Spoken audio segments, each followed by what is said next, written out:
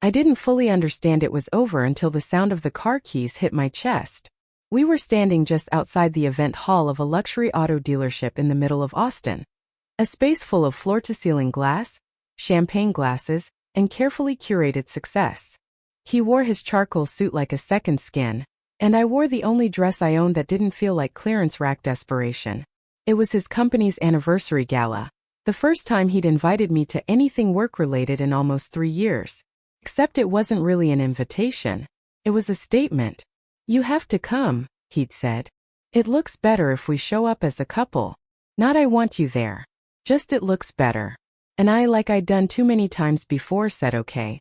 I curled my hair, smiled through small talk, and followed his lead like a perfectly trained shadow.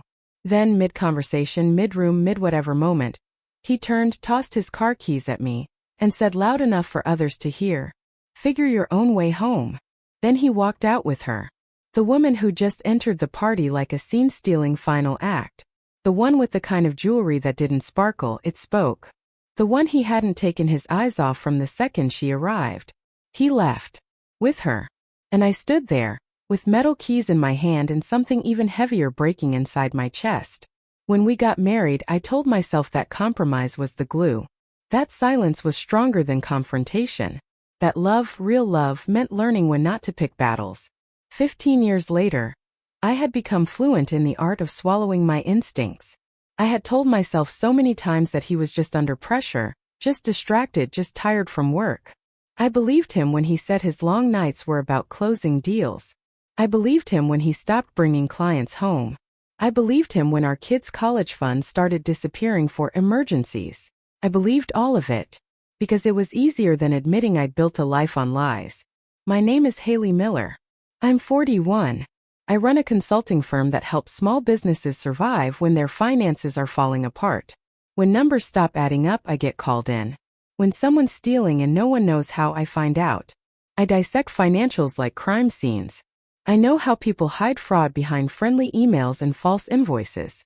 I know the exact shape of dishonesty when it's dressed up as professionalism. I can spot corporate theft in an afternoon. But somehow, I missed it in my own marriage for almost 2 years. It was a Thursday night when he stepped into my home office. I was halfway through a financial report for a client in Charlotte, still in yoga pants, still sipping lukewarm coffee. "You need to come to the dealership gala this weekend," he said. Not asked. Not suggested. Just dropped it in my lap like a company memo. I looked up from my screen. "Why now?" I asked. I already knew the answer would be vague. "The director's wife will be there," he said, straightening his cufflink like it explained everything. He didn't say he wanted me there. He said I was needed like an accessory, not a partner. And instead of pushing back, I nodded. Like always. Saturday came with clear skies and that kind of crisp October air that makes Texas briefly feel like a postcard. He took his time getting ready, adjusted his tie 3 times, sprayed his cologne with the kind of intention I hadn't seen in months. I wore the only silk dress I owned. Midnight blue, classic enough to blend in, but plain enough to be forgettable next to the wives who'd grown up knowing how to dress for these events. He drove. I stared out the window, counting the neighborhoods we passed. Each house getting larger, each yard more manicured. By the time we pulled into the dealership-turned-event space, I already felt like a spectator in my own life. Inside he came alive. You wouldn't believe the transformation unless you saw it. He smiled differently, spoke differently, walked differently. He shook hands like a man who knew his worth, laughed like every joke was worth retelling, introduced me every time with the same line. "This is my wife, Haley. She helps small businesses with their books. Not financial strategist. Not consultant. Not partner. Just books." Like I did tax prep out of a kitchen. I wanted to correct him, but I didn't, because the look in his eyes said I wasn't meant to speak tonight. So I smiled, drank my wine, counted down minutes, until she walked in. Her name was Vivian Sloan. I didn't need anyone to introduce us. You feel people like her before you even see them. She walked like someone who's never questioned whether she belongs. Like someone born with a private elevator key and a closet full of silk. But what broke me wasn't how she looked. It was how he looked at her. His face changed. Literally changed. That mask of professional charm he wore so well dropped, and there was something raw underneath. Something hungry. Familiar even only because I had once hoped he'd look at me that way. They crossed the room like magnets. She touched his arm like it belonged to her. He leaned in like it was the most natural thing in the world. And me? I stood by the flower arrangement near the bar, holding my empty glass and watching the end of a 15-year marriage unfold in real time. They vanished into the night like I was never part of the equation. Like 15 years of shared mornings and tax returns and colds and scraped knees never happened. I stood there for a while. Maybe too long. Long enough to realize no one was going to ask if I was okay. Long enough to see the silent pity in a few women's eyes before they quickly looked away. That was the worst part, not the betrayal. The performance of it. The way he'd choreographed my humiliation in front of his colleagues like a magician's final act. I drove home in his car. The leather seat smelled like the cologne I hadn't bought him. His playlist was still playing, something smooth and expensive sounding. The man I married used to blast Springsteen. This version played ambient jazz like he'd been reborn as someone else entirely. And as I sat behind the wheel, hands cold against the steering, something snapped. Not with fury, not even with heartbreak. It was quieter than that.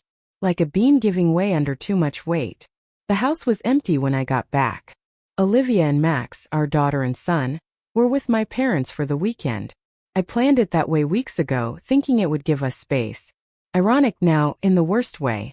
I stood in our perfectly curated kitchen, the one with marble countertops we couldn't really afford and that ridiculous designer toaster he insisted we needed, and I stared at nothing. Then I made coffee, strong enough to strip paint, and I opened my laptop, because while he had charisma and charm and access to shallow praise, I had spreadsheets. I had receipts. I had a brain trained to spot the gaps where lies hide. And now I had motive. I started with our joint credit card. 3 years of statements, categorized by vendor, date, amount. Within 20 minutes I saw it. A charge every Friday. Same hotel. Same amount. $312. Once a week for nearly 8 months. Always mid-afternoon. I checked the hotel website. Luxury boutique. That rate matched their premium suite. So while I'd been home cooking dinner and folding socks and helping with math homework, he'd been 20 minutes away. Hosting someone else. I didn't cry. I just added it to the sheet. Then came the restaurant bills. Names I didn't recognize. Places we'd never been together. A jewelry store in Dallas. A high-end boutique in San Antonio. A $4,700 charge from a clothing shop that required appointments and champagne while you waited. Not a single gift for me. But that was only the surface. He had his own business account, commission-based. I'd never touched it. Never needed to. But I knew where he kept his passwords. Folded sticky note inside his old baseball card binder. He thought no one would look there. And just like that I was in. 7 months of $6,000 payments to something called VS Strategies LLC. I froze. Versus Vivian Sloan. She'd set up a shell company. A fake consultancy. Just professional enough to seem real, just vague enough to be untraceable without digging. I ran the name through state filings. Registered under her. Listed as Strategic Marketing and Client Development for High-Value Sales Professionals. It was a scam. A pretty polished con. And he was bankrolling it with our family money. I checked our savings next. The one we'd started the year Olivia was born. The one meant for college, for emergencies, for stability. Gone. Every last dollar. Drained in chunks that matched his transfers to VS Strategies. He hadn't even tried to hide it. Just counted on me being too trusting or too tired to notice. But the worst? Buried deep in the drawer with our old mortgage documents, I found a second loan. A line of credit against our home. $30,000. Signed 6 months ago. And my name was on it. Except, I never signed anything. I pulled out other documents. Compared signatures. Looked at loops, angles, pressure points. He had forged my name. On legal paperwork.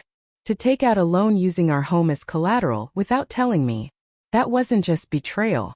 It was criminal. By the time the sky started to lighten, I had it all. A digital file labeled. He thought I'd never find out. Bank statements. Email records.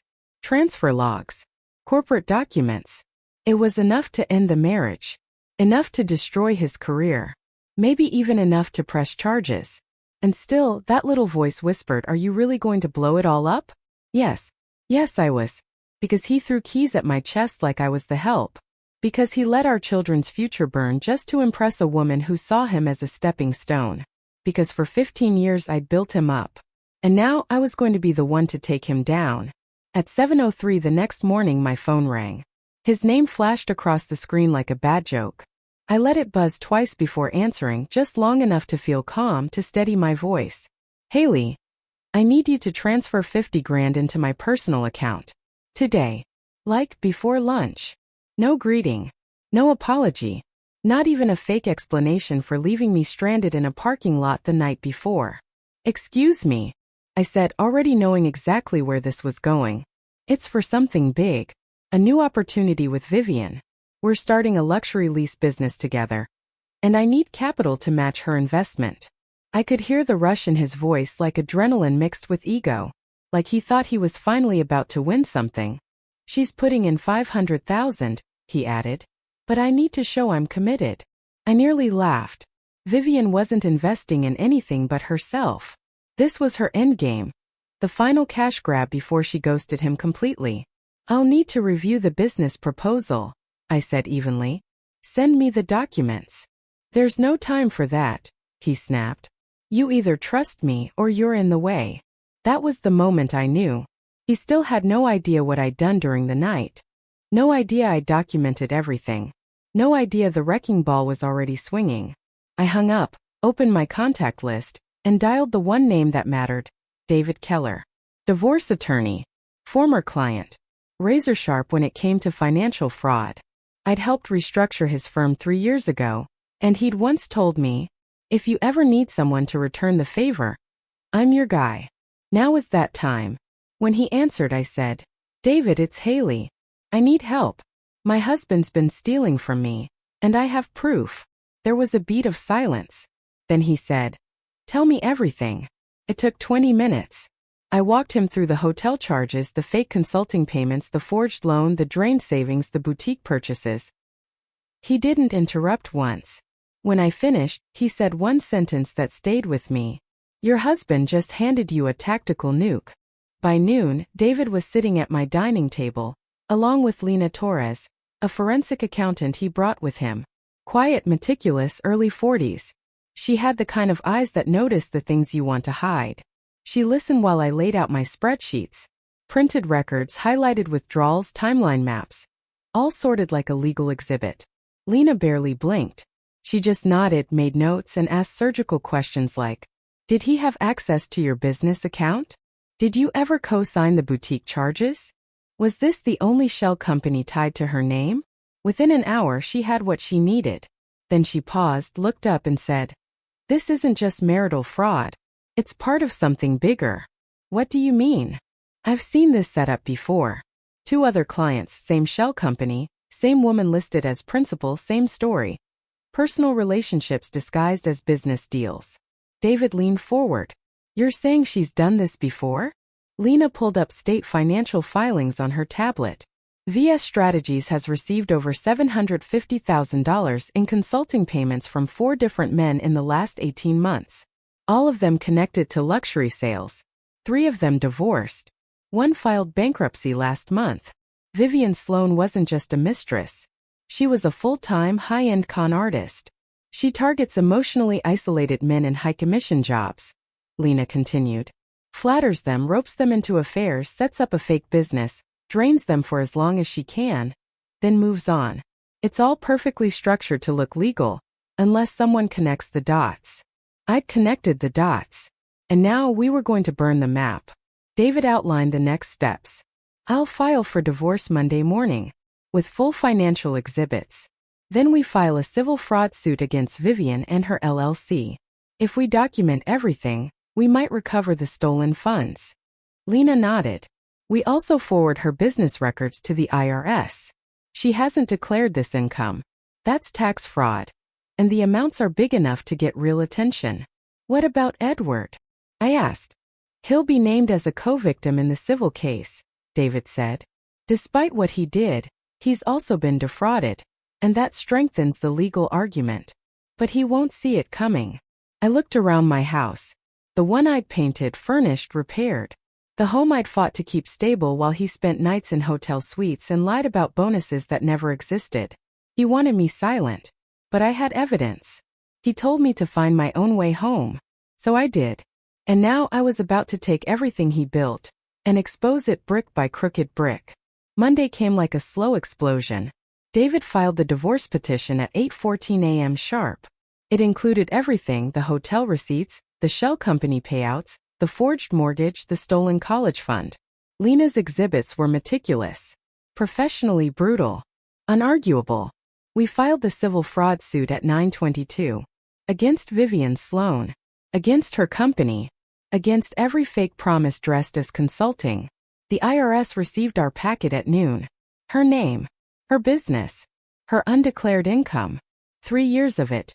Cleanly outlined, traced, and handed over with a red bow. By Tuesday morning the phone calls started. The first came at 6:02 a.m. Edward.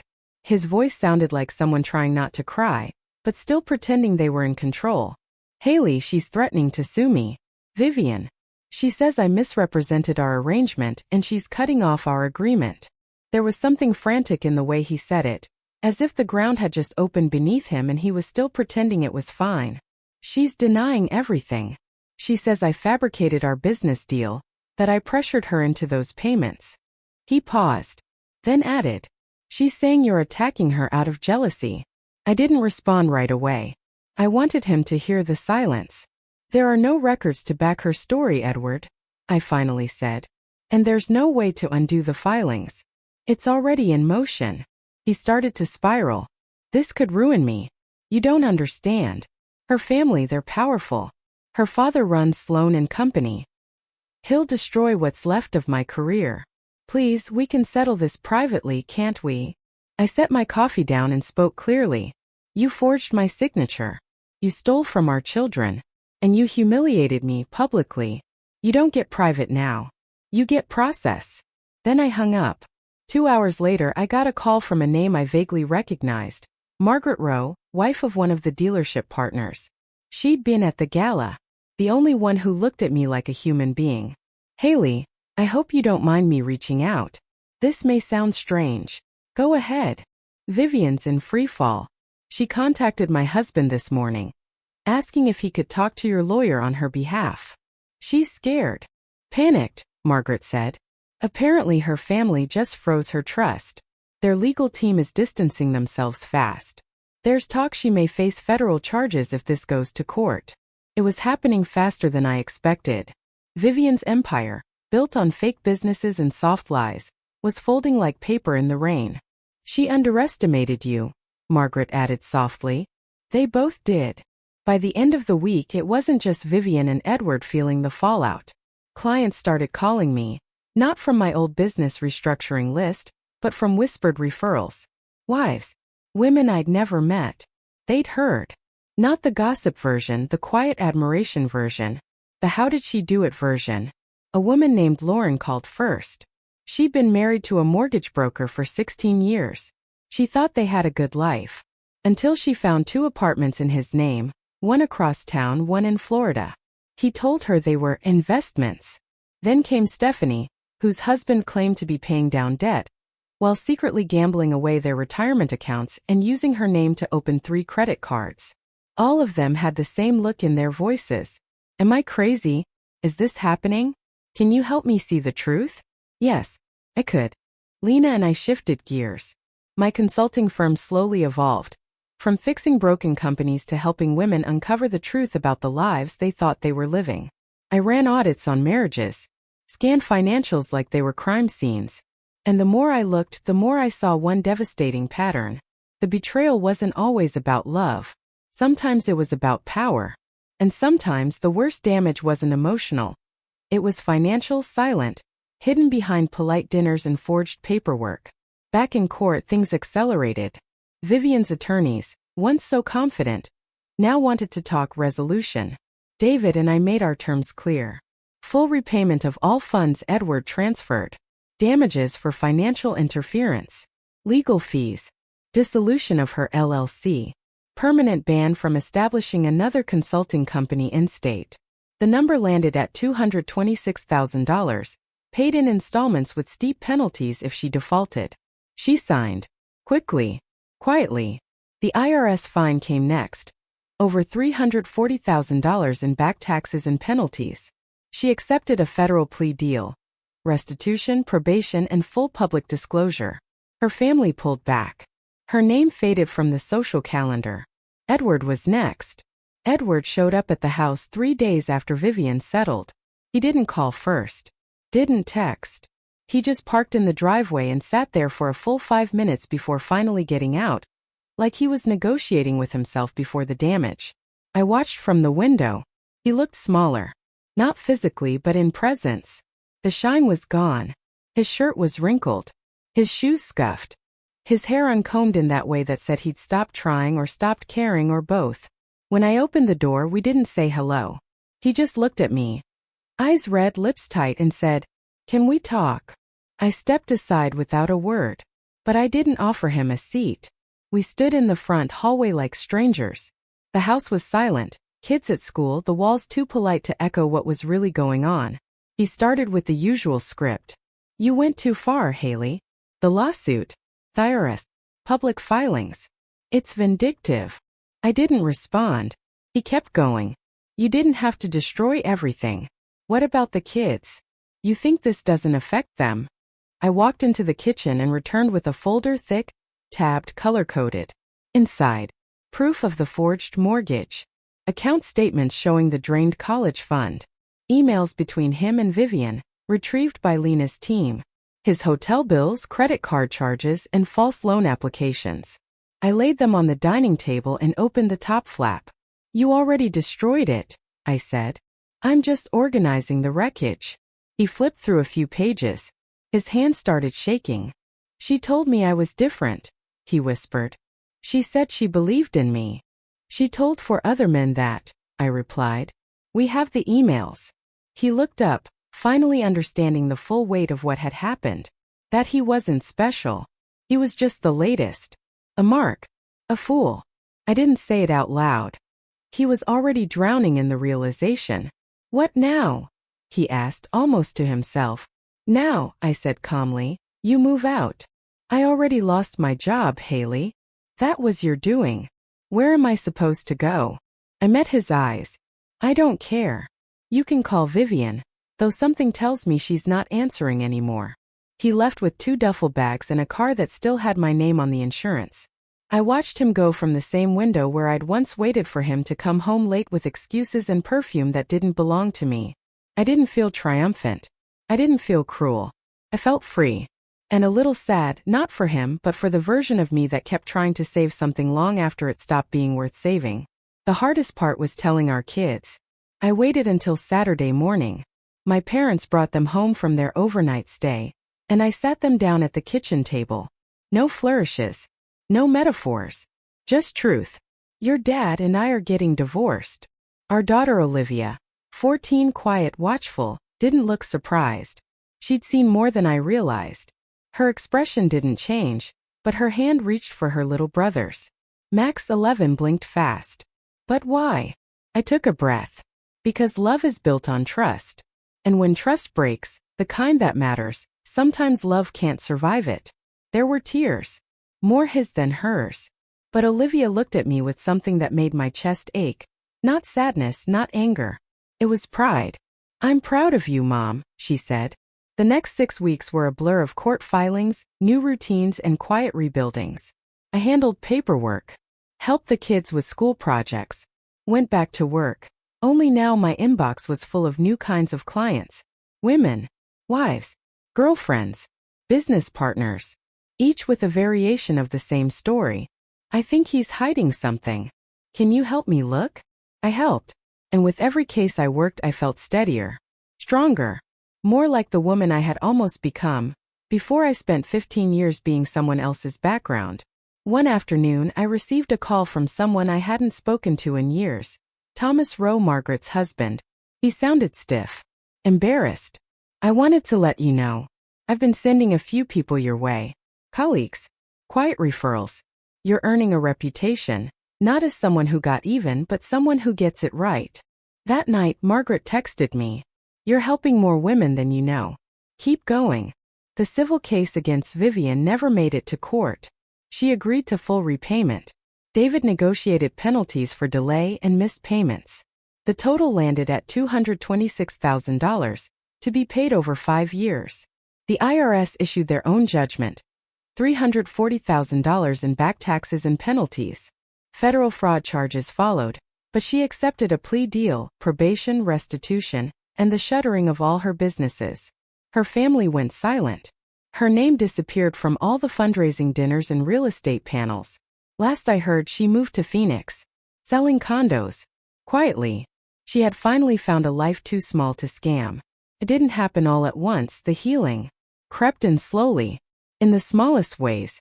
Like the first Saturday I didn't check my phone every hour, waiting for someone to disappoint me.